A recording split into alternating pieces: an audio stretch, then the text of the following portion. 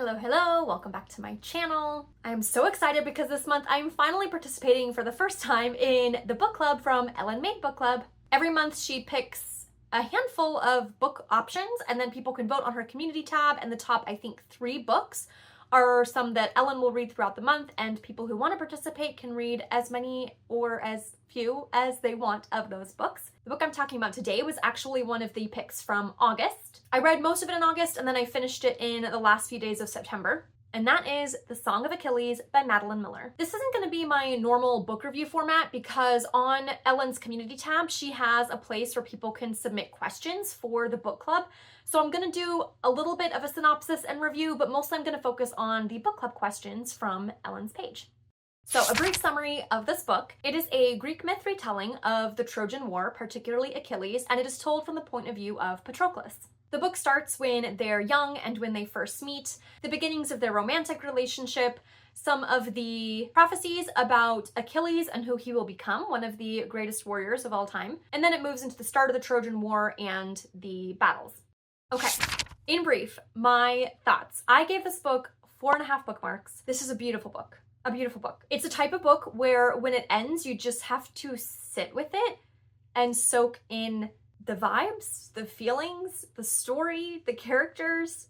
So good. It was beautiful. It was sad. It was haunting. I read this book kind of in an odd way. I listened to it on audio and I followed along with the hard copy. So I was listening to both at the same time or reading 2 ways at the same time. And I actually really liked that format. It worked really well for this book in particular and just for the time of life I was in. I really liked having both of those together. Also, it was kind of funny because the narrator for the audiobook, when he did the voice of Achilles specifically, he sounded like Chris Hemsworth. So that was kind of cool. This book shows the innocence of youth versus the hardness that can come with age, the purity of love versus the allure of power. You see many elements and facets of war, what causes war, ethical questions surrounding war. You get some of that from Achilles' perspective and some from Patroclus' perspective. And you see those perspectives for both of them kind of changing as they get older and as they grow, as the story unfolds. It brings up some really good questions. How do you support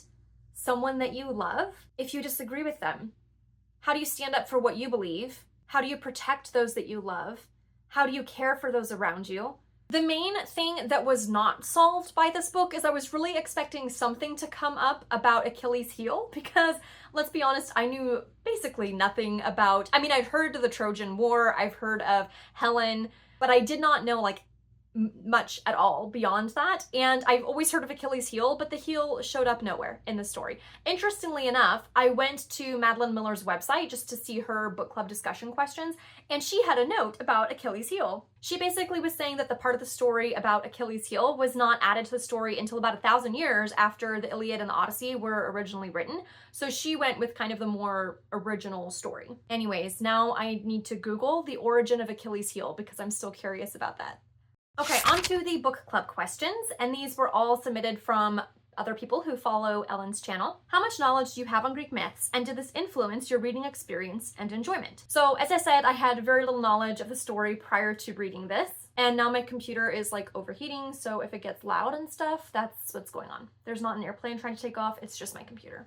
I think that's kind of what I like anyways when I'm reading a book. I don't like any sort of spoilers, or I like having a clean slate when I go into a book. So I personally did not mind not knowing much of the story or the myths. I did sort of have some spoiler-ish type things where people just kind of made some comments about just that it's not a feel-good ending necessarily. And usually I don't like any spoilers about the ending, but in this case, I did appreciate that, kind of like when I got warnings about the Beartown book. If it's a spoiler-ish type thing, but about something that I might need to emotionally prepare myself for, I do appreciate that. So I'm glad as well for that book. Otherwise, I think I would have been a lot more blindsided, and I don't know that I would have been able to enjoy it. I think I might have ended up being, I don't know, emotionally distraught. I'm glad I had a little bit of emotional preparation, is all I'm trying to say. How do you feel about reading war, fight, or battle scenes? I personally generally don't mind it as long as it's not needlessly gratuitous or overly gory, I guess. I like having, if it's gonna be part of the book, I like having some battle scenes because I would prefer that than to just be like, oh, we're preparing and all this is going on, and then it just kind of glossing over, or, you know, just a few paragraphs dedicated to it. I want it to feel like if it's going to be part of the story, just make it part of the story. I just don't like reading very gory descriptions. This book I didn't feel like had that. It was very much like there were battle scenes and you knew what was going on, and like, I mean, there's blood involved, but it was not overly gratuitous, in my opinion. So this was not graphic or disturbing. This person says, I love a book that makes me feel something. What was your main emotion on finishing the book?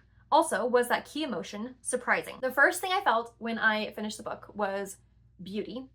And I know that's not actually an emotion, but that's the only way I can think to summarize and describe how I felt upon concluding the book. It made me ache. It made me happy. It made me sad. It was beautiful. I don't know how else to describe it. It made me frustrated at some of the things that happened that led up to this ending being necessary. It made me frustrated. It made me want more. It made me want more for Achilles, for Patroclus, for both of them together, for the story. It made me annoyed. It made me annoyed at war in general, in real life, and in this book. How so many lives are lost because of vanity and pride and ego. So this book made me feel so many things, a wide array of emotions. But when I think of Patroclus and when I think of the ending, I think of beauty. Whatever emotion that is that I can't quite put my finger on, that's what I felt.